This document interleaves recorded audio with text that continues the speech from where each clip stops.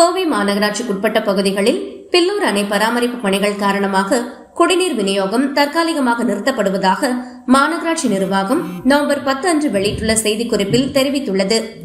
பில்லூர் குடிநீர் திட்டத்தின் கீழ் மேட்டுப்பாளையம் பவானி ஆற்றிலிருந்து குடிநீர் சேகரித்து சீரான இடைவெளியில் மாநகரம் முழுவதும் விநியோகம் செய்யப்படுகிறது. இந்த நிலையில் பில்லூர் அணையில் தமிழ்நாடு மின்சார வாரியத்தின் சார்பில் பராமரிப்பு பணிகள் மேற்கொள்ளப்படுவதால் வரும் நவம்பர் 11 மற்றும் நவம்பர் 12 ஆகிய 2 நாட்கள் கோவைக்கு குடிநீர் வழங்கல் தடைப்படும் என்று அறிவிக்கப்பட்டுள்ளது. இதன் காரணமாக பில்லூர் 2வது, 3வது மற்றும் KVV ஆகிய 3 குடிநீர் திட்டங்களில் இருந்து வழங்கப்படும் நீர் விநியோகம் நிறுத்தப்படும்.